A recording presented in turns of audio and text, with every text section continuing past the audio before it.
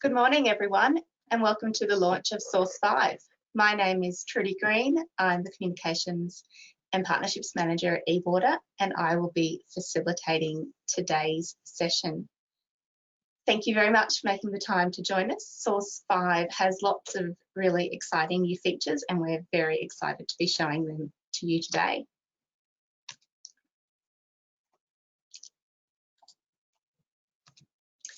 So just a quick run through of today's program.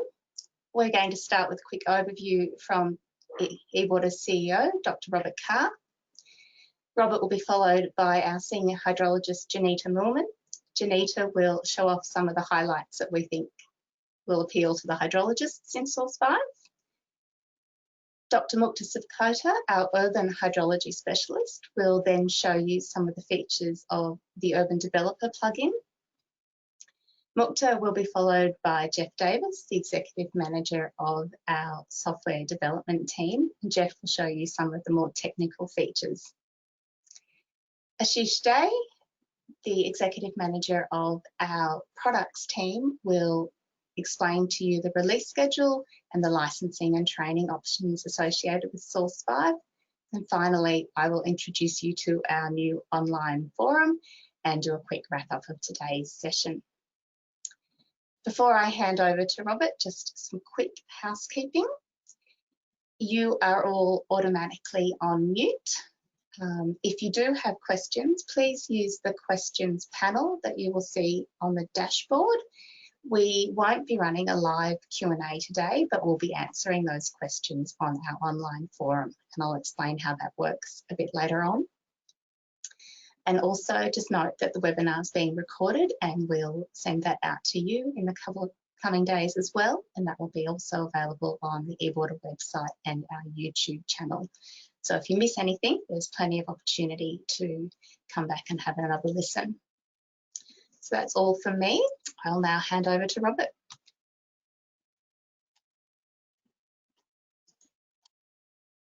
Okay, thank you, Trudy, and welcome everyone. Hope you're all staying safe. Source 5 is a major release of our National Hydrologic Modelling platform, and eWater is extremely pleased to have this release. It starts to move Source into new directions and starts to introduce the integration of urban into the platform. We must remember that Source is the only hydrological modelling platform that, in addition to flow and quality, specifically tracks and manages the legal dimension of water through modelling the allocations and entitlement system. This is the unique capability of Source that sets it apart from other hydrologic models internationally. Because of this, the complexity of the models is not apparent necessarily in the way the schematic views look.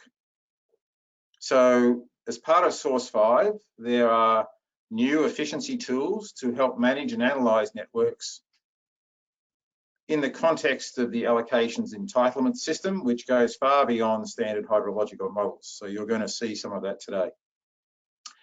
In Source 5, there are new water quality modelling features, which Janita will take you through. And most importantly, we can now represent sustainable urban planning options within river basins by the introduction of a new demand model, the Urban Developer plugin. And our deep thanks to Melbourne Water for having worked with us for a few years, and us working with them, of course, cooperatively, to build this capability into Source so that water-sensitive urban design and integrated water cycle management features can now be reflected in detail in Source models. So it brings the cities into the basin context. And Mukta will take you through that as part of the presentation.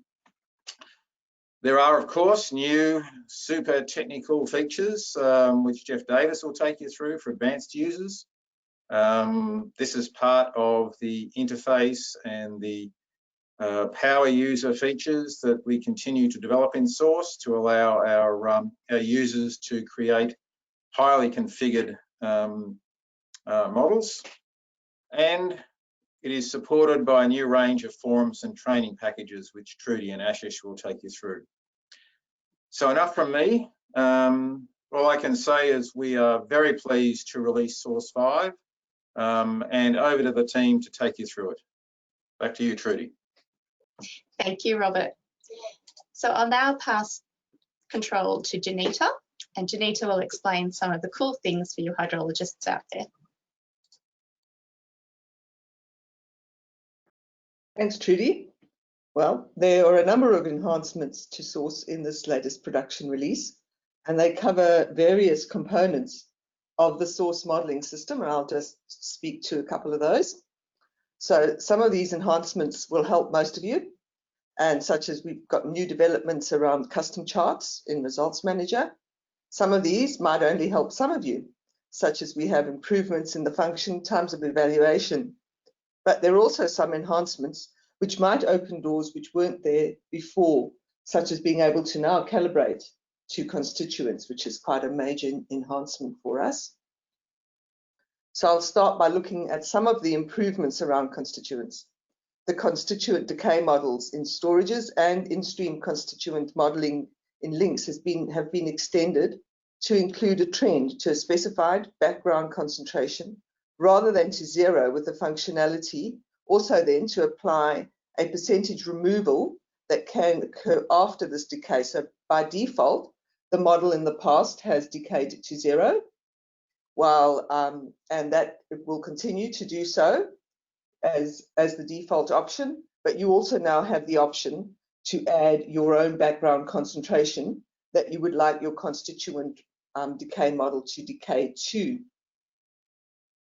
Next, on the constituents front, we have done a major overhaul of the calibration tool, as particularly focusing at this stage on the first screen of the calibration wizard. So calibration functionality in Source has now been expanded, so from being only a flow calibration tool to being a generic calibration tool.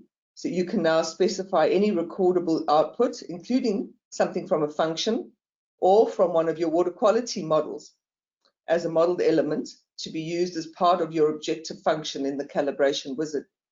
So your independent or your observed variable can now be accessed from a data source rather than, as previously, from a loaded text file.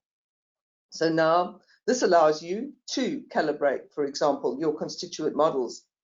And just as an extra little add-on, you're now able to apply a specific input set for a calibration run.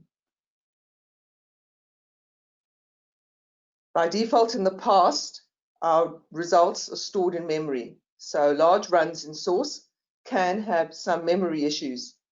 So we have now added the option to stream these results to disk rather than to memory, to prevent these memory issues with the very large runs. So the results are saved in the Source time series database format .sdb, and you can find the option to be able to turn on your streaming results to disk under your project options in the edit menu. And for those of you who run large projects from the command line, you can also turn this option on from the command line. Let's have a look at some of the enhancements around Results Manager. Examining results can lead to the creation of a lot of custom charts, but not all of these are necessarily wanted. So we've now added the ability to specify which custom charts you will keep or save with your model.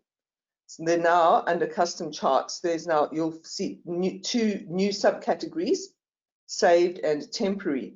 So all newly created custom charts will automatically appear under temporary as you create them, and you will then have the option to decide whether you want to keep that custom chart or not. So on the right click, there's a Save Custom Chart option, and as soon as you activate the Save Custom Chart, your new custom chart will then move from the temporary box to being under saved. And saved custom charts will remain with the saved model, while temporary charts are automatically discarded as soon as you close your model. But this list of custom charts can still get very long, and so it is useful to be able to organize them a bit better. There is a search bar that you can use to search through your custom charts, and there's also the option on the right click to create folders and subfolders to organize the saved custom charts. Let's have a look at some of the enhancements in functions world. So first of all, as with any newly created function, model variables are now automatically locked when you create them. So just a note to be aware that now when you've created model variables, if you're wanting to change what your model variable is pointing to, you will have to look for the unlock option on the right click. But we've also made the calendar date ranges behave a bit closer to expectation. For example, this calendar year is now called current calendar year.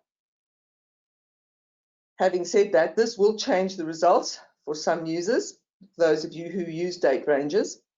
So to facilitate this, we've implemented a scenario option to turn on the new date ranges algorithm. So existing projects, if you open an existing project, it will still automatically use the old method by default. So that doesn't change anything for you. But if you want to then move to the new date ranges algorithms, you will have to manually swap over to do that. And you can do that in the functions under the scenario options in the edit menu. Still with functions, the function system has now been augmented to provide more information around when constraints happen, to make information available earlier, and to provide some finer control over the function execution during the ordering process. So to do this, a new water user and constraint phase has been added before the ordering phase. So it comes in before the ordering phase and just after the environmental flow phase.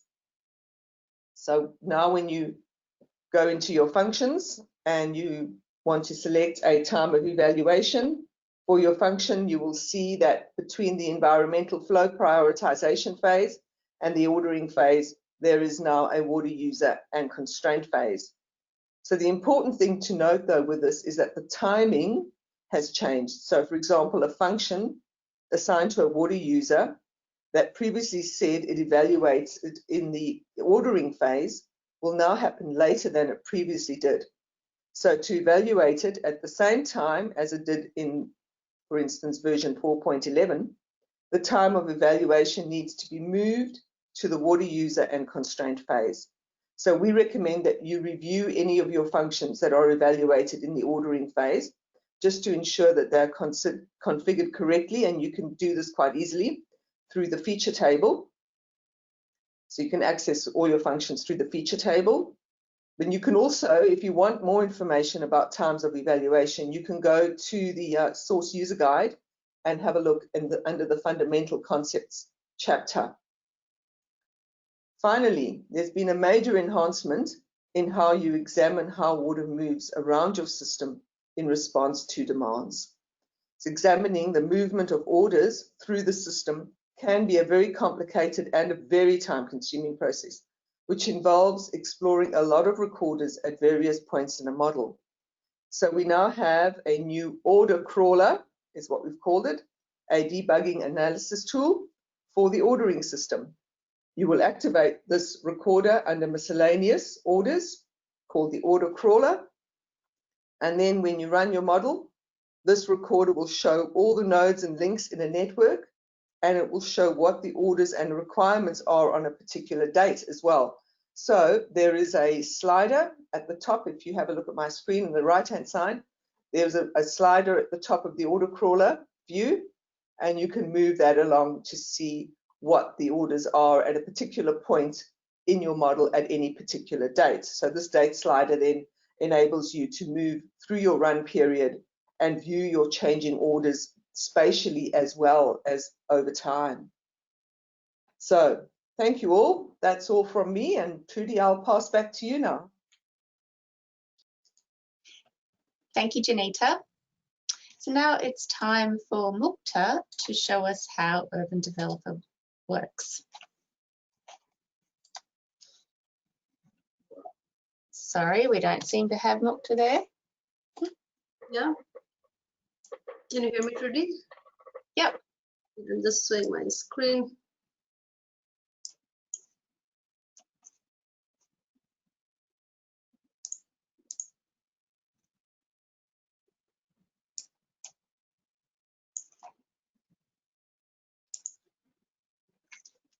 Thank you, Trudy, and good morning, everyone. Now, next 15 minutes, I'll be taking you through how Urban Developer plugin works within Source 5 model. So let's start with how to add Urban Developer plugin itself. To add UD plugin, what you have to go is, just like other plugins, you need to go to Tools. Then there is this plugin manager. So through plugin manager, you can actually add your Urban Developer plugin. You have to browse this from your source plugin, and then you can actually bring it here. That's how you add your Urban Developer plugin. Once you add your plugin, next stage is, if you see here in my screen, this is a river system model. So what in past used to happen was, this is water users. So there are like various supply points and various water users, and this water users, like even if it used to be urban demand, it used to be actually supplied as a centralized supply and just given as a time series demand. But with change in time, what is happening is now in urban areas, they are using localized sort of water supply. So they are not only dependent on this supply point. Also, there are like use of efficient appliances in the newly built houses, and that is also changing the demand pattern. So to incorporate those all things, what this Urban Developer plugin does is, it allows representation of urban demand and changes on this demand by incorporating alternative water supply options and efficient appliances. Now let's see how. So first of all, to add water user, we will just bring this water user node here and add it here. Then let's see the configuration within itself. So as you can see here, within demand model, what you will have is, once you have UD plugin, you will have urban behavior demand mode. So this is the one here. And once you add there, what you can do is, for example, for that particular suburb, maybe you have this many sort of apartments, this many detached houses, this many semi-detached houses, and among them also some of them may have grey water, some of them may have rainwater tanks. So you can actually now create various templates for this zone. So first of all, what I will show you is how to create the templates, and then I'll come back to this one later on. Now let's see how to build the template itself.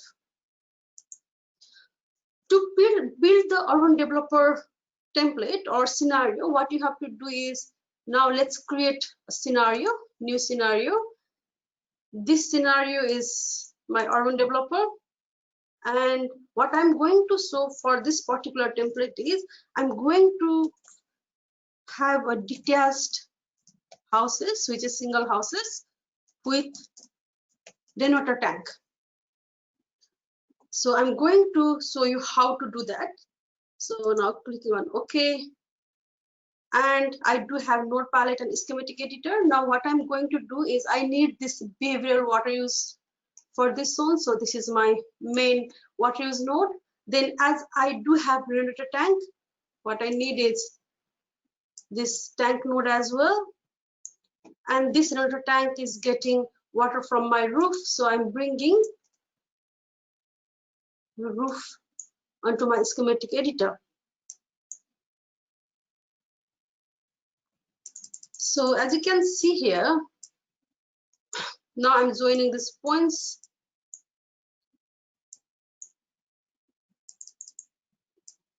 So as you can see here, now what I can do is, for roof, I can now say, okay, for detached houses, maybe this is my roof size, depending on the average roof size. you may have very different roof size if it is a townhouse. So you can actually configure these points here.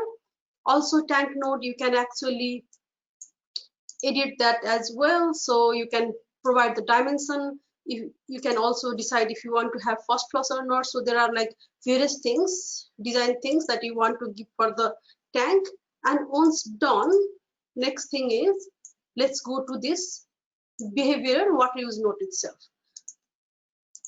Within behavioral water use node, first of all, how many houses you want to do it. So I'm just building a template model here. I can actually increase those numbers in my river system model itself. So I'm not worried about that. So I'm just keeping it 1. Occupant per house. Here I'm just putting it 3, but I'll show you later on like how you can actually have all the houses. You can run over all the houses starting from 0 occupants to 6 occupants. Then I'll have this indoor and outdoor demand. Within indoor demand, I do have shower, taps, toilet, washing machine, various type of demand. And again, for shower here, what I can do is I can choose between this rating, 0, maybe these are the 0 star, means there are maybe very, very old houses and very inefficient showers. But then in new area where new houses, there might be a 3-star showers used. So you can actually choose that as well. Also, you can decide for shower, do you want to use alternate water supply or rainwater tank and so on. So for this one, for shower, I'm just giving main, but for toilet, what I want to do is I want to give rainwater as a first supply. And then if rainwater can't meet that demand, then I'm going to supply that by my potable water supply. You can decide this for all of them. For this particular, just setting no pool. For outdoor, this is irrigation demand. You can again put it as a function editor data source. So based on what sort of data you have, you can decide it here. And for rainwater, for irrigation also, outdoor irrigation, I want to say, okay, rainwater tank first priority, then only potable water supply. So that's how I can actually decide it. Another thing, like as you can see here, within shower, you have various rating. Similarly for toilet, if you see, you have single toilet, dual, even 6-liter toilet, and various type of toilets. So how you configure that? Let's see that one now. So I'm just clicking on OK. For that configuration, what you have to do is go to edit, and then there is this urban developer options. Within urban developer options, as you can see here, one thing you can do is climate configuration. As we do have rainwater tank, rainfall is important. So you can bring the data source. Just for example, I'm just putting something here. And similarly, like evaporation, it might be useful when you have swimming pool, and also you can configure this climate data here. Next thing is appliances.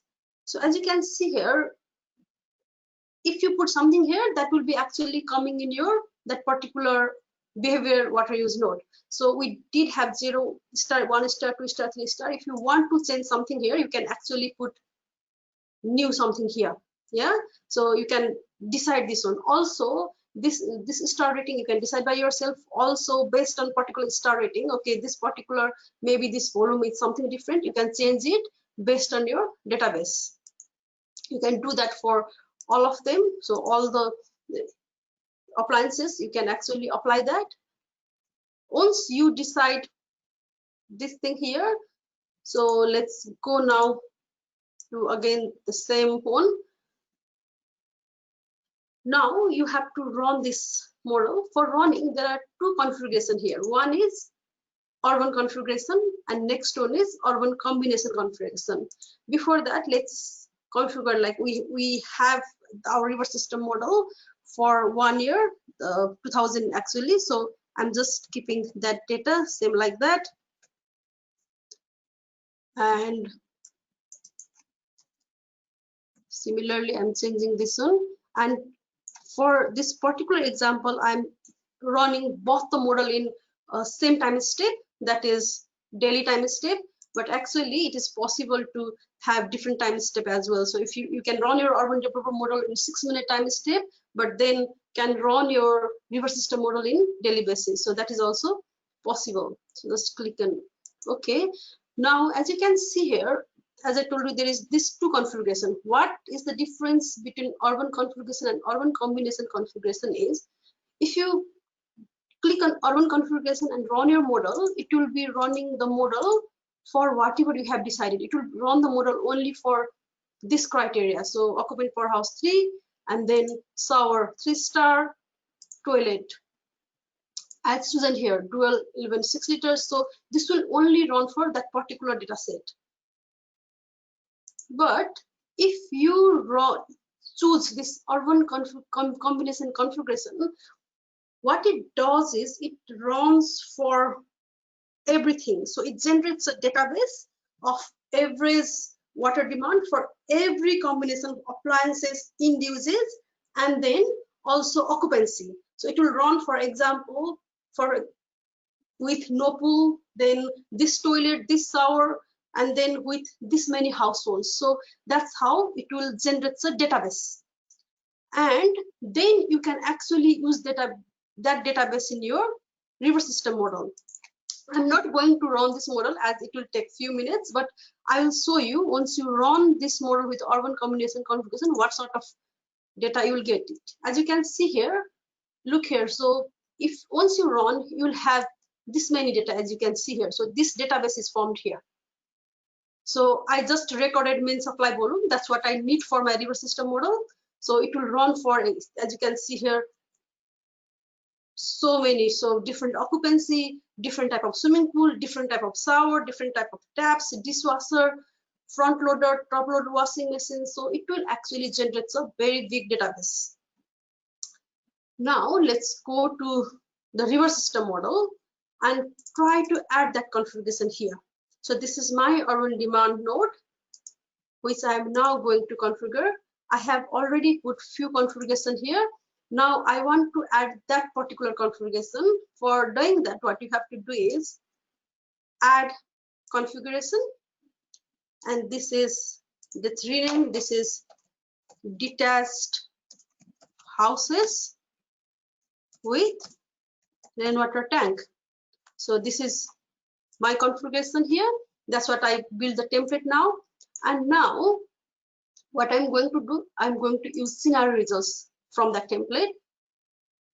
And this is detached house with rainwater tank. And I do have this run here. And what I need is main supply volume. So just I'm going to add it here like that. For number of houses, there are various ways of putting it. You can also decide, okay, maybe with here, if your houses are changing, you can put some data source which will be changing based on years. So you can actually put a population change as well here, how that is going to affect the demand. Just for example, I'm keeping some value here. And next thing what you can do is, now let's go, as I told you earlier, like what we did in that template model is actually we generated database. So how that is going to affect is, as you can see here, occupancy. Yeah. So you can now provide the probability of that occupancy distribution here. So it will take this probability and then give you the overall results here.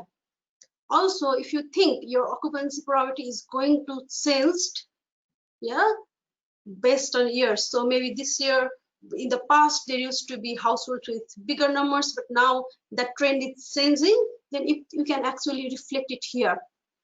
So you can just bring import data here and then give that occupancy based on different years.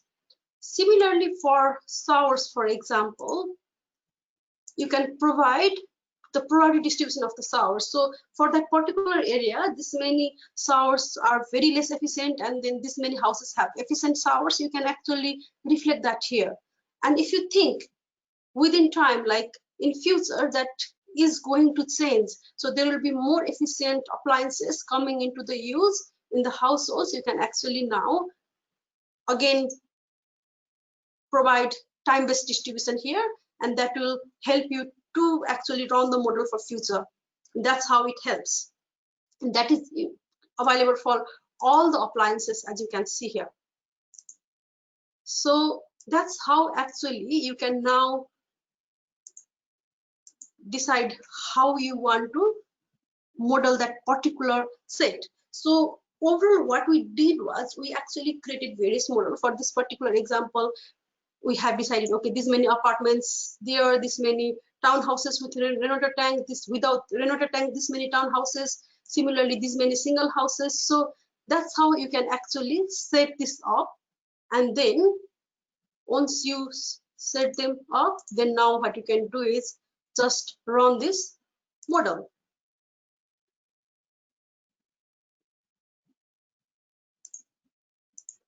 So as you can see here, this will now,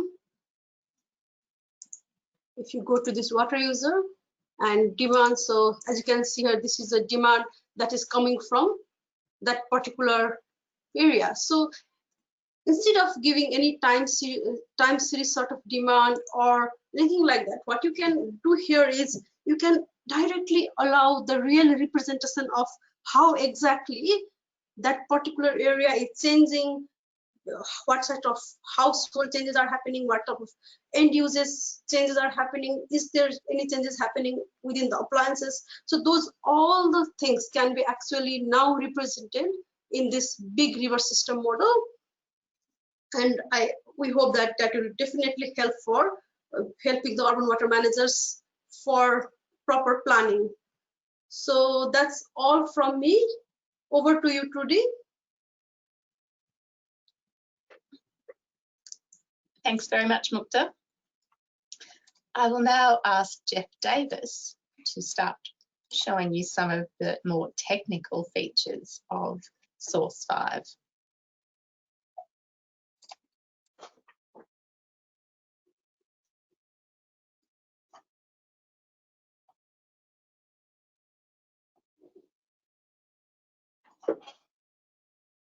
Cool. Okay, thanks, Trudy.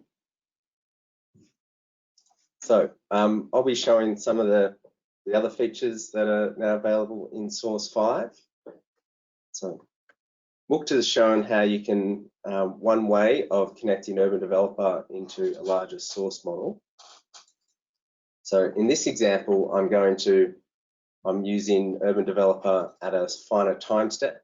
So I'm running Urban Developer at an hourly time step, and I'm representing 10,000 houses using a sampled approach. And within my main source model that I run at a daily time step, I'm going to select my water user, and I'm going to use a data source. So I can create what's called a scenario data source. And I can link it up to the Urban Developer scenario. And I'll select the rate of demand on the mains supply. So this is at an hourly time step. Whereas when I run it within the source model, I need to select an aggregation method. So I'm going to do a sum. So to aggregate from the hourly time step to the daily time step. And then I can bring it in and seamlessly run the results of the Urban Developer scenario within my largest source model. So I'll also show you improvements to the map tool. So under Tools, Analysis Windows, Map. So we've improved this, and you can select the different runs that you've done. You can choose a statistic. You can do flow or constituents.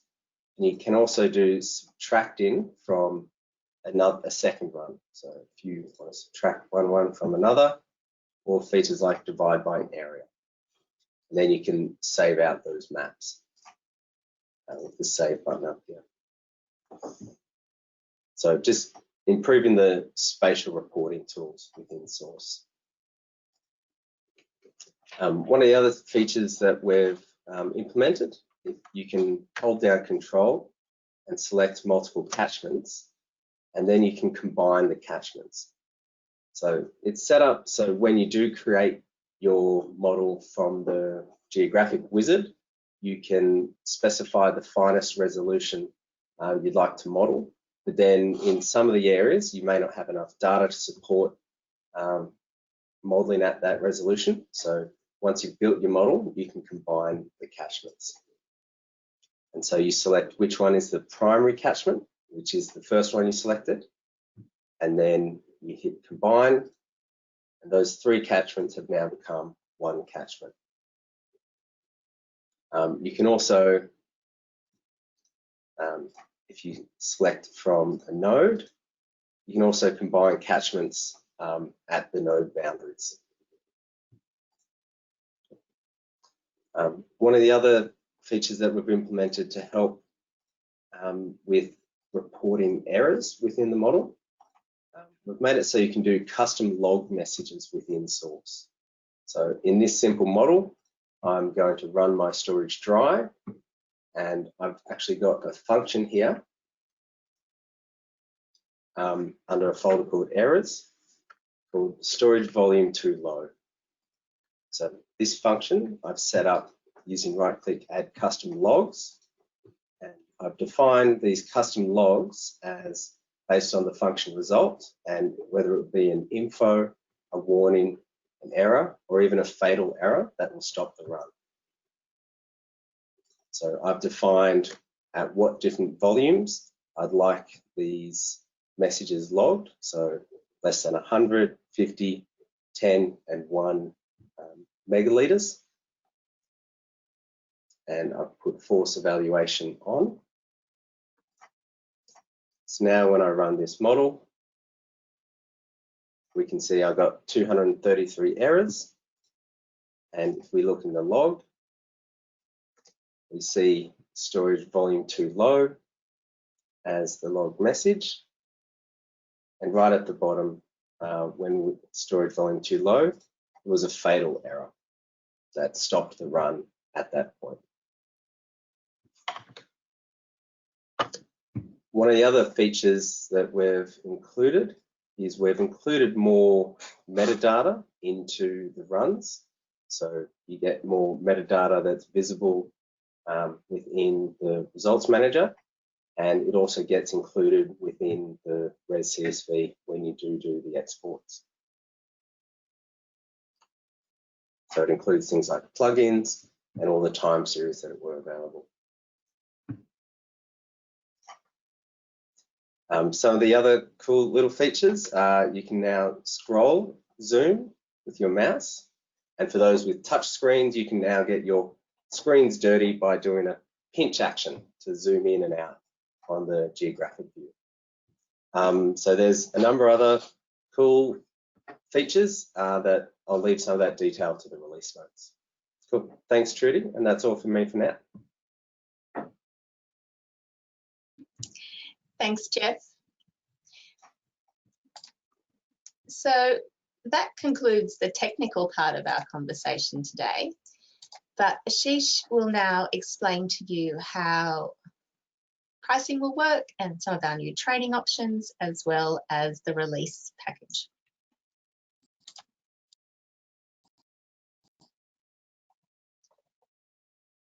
Thanks, Trudy. Good morning, everyone. As you have seen, so I got a lot of nice things, nice enhancement in Source 5. One of the major enhancement in Source 5 is its ability to incorporate the Urban Developer and MusicX plugin. Source 5, along with Urban Developer and MusicX, will offer an integrated water modeling solution, both for quantity and quality. I would like to briefly talk about the licensing option for Source, Urban Developer and Music. As you can see in this slide, Source 5 is available now. You can download from our toolkit, and it is free for all existing Source users with active SMA. Urban Developer will be available for download next week. And please note that it is not a standalone product. It works as plugin with Source version 5 only. All existing Source users with active SMA can download and use it free of cost. For those whose SMA has been expired, please renew and update your SMA and get a free Urban Developer license. If you buy a new Source version 5 license now, you will also get free Urban Developer without any extra cost, of course. This free Urban Developer offer is valid until the end of this month. MusicX plugin for Source is not available yet, but will be soon. It will only work with Source version 5. Source 5 user would need to purchase this plugin when it is available. I would like to highlight that MusicX as a standalone product has already been released and is available for download. It is free for all existing music users with active SMA. For those whose SMA has been expired, please renew and update your SMA and get MusicX without any extra cost. This offer has been extended and is valid until the end of this month. Also, please note that we'll continue to offer Music Classic soft lock licenses and the associated technical support. Next, I would like to remind that we'll be running few Source and music tuning courses later in this month, as you can see in this slide. MusicX transitioning course is available for existing music users who have recently completed Music Fundamental or Refresher course. In addition to these existing courses, we will soon also offer 2 new short courses. One is for Urban Developer, another one is integration and interaction among Source, Urban Developer, and MusicX. Also, please note that 50% of the tuning fee you pay will be credited back to you for any new license process within the next 12 months. If you would like to participate in any of these training courses and take advantage of this current promotion, please contact us. That is all what I wanted to present today. Thanks all. Over to you, Trudy. Thanks, Ashish.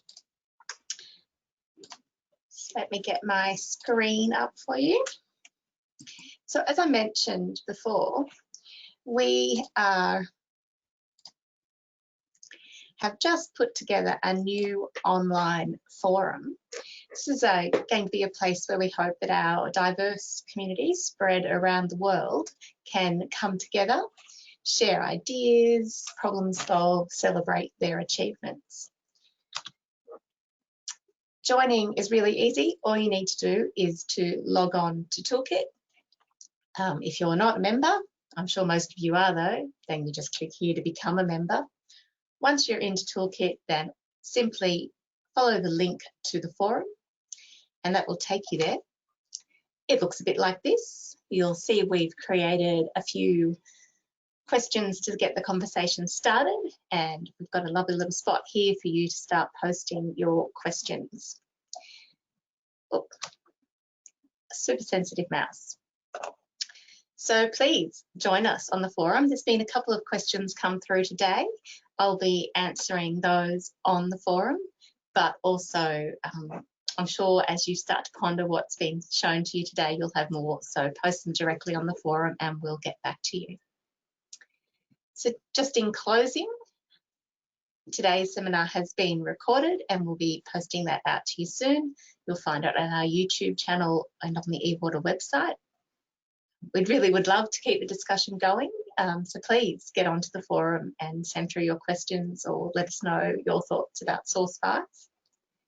And finally, should you have any questions about licensing, support or training, then contact us at support@ewater.org.au or via user voice. So on behalf of all the team, thanks very much for your time today. and we look forward to meeting with you again soon. Thank you. Bye-bye.